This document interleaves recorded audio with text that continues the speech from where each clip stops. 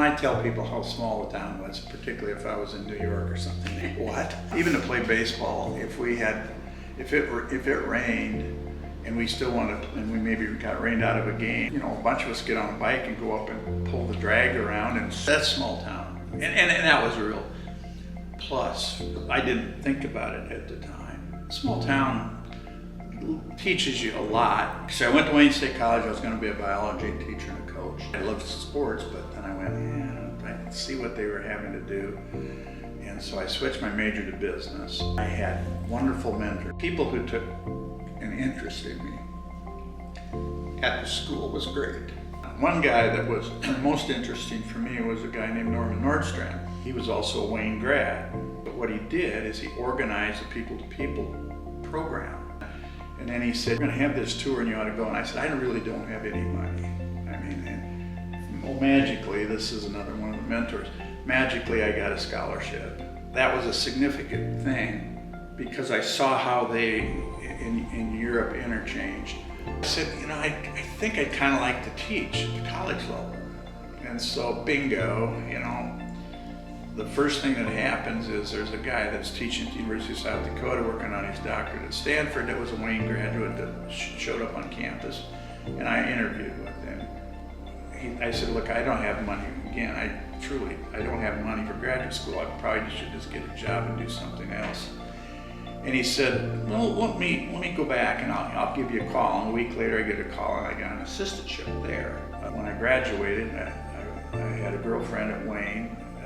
I graduated from college, or from graduate school. I got married and I went to work all in a week and a half or 2 weeks as a teacher at Wayne State, instructor. And then we had an internship program. In the internship program, we tried to get students to work out somewhere in industry. Connected with Valmont, which I didn't really know. We connected and we had 5 internship students at Valmont.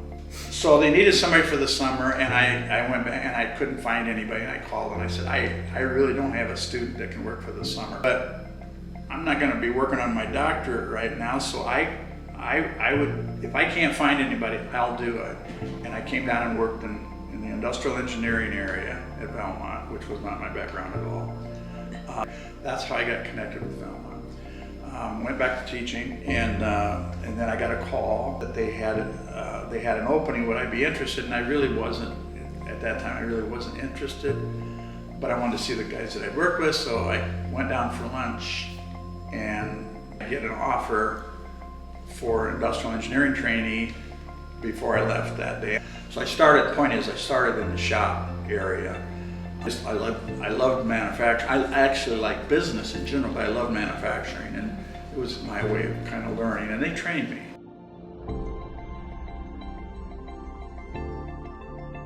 I didn't ever really run my own business. I mean, I worked for, and I admire the people that really took the risk and went out.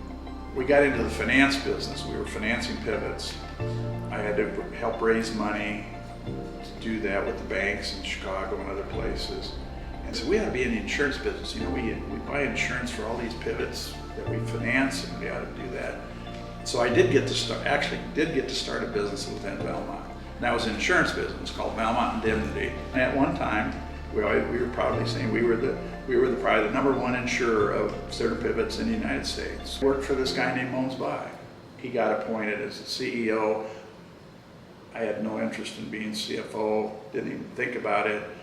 And the next thing, because I'd worked for him, then I got into that role. So there was always somebody taking care of me and dragging me along with him. I think that was a pretty way to describe it. I learned a lot. I mean, going international for me, I mean, I got to go to a lot of places.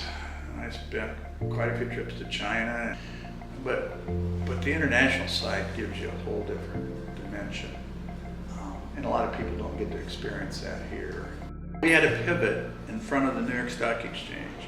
Our dealer in New Jersey, he had to come in, he had to have it up by 5 and down by 5. It was interesting, you know, we rang the bell and did all that stuff you do.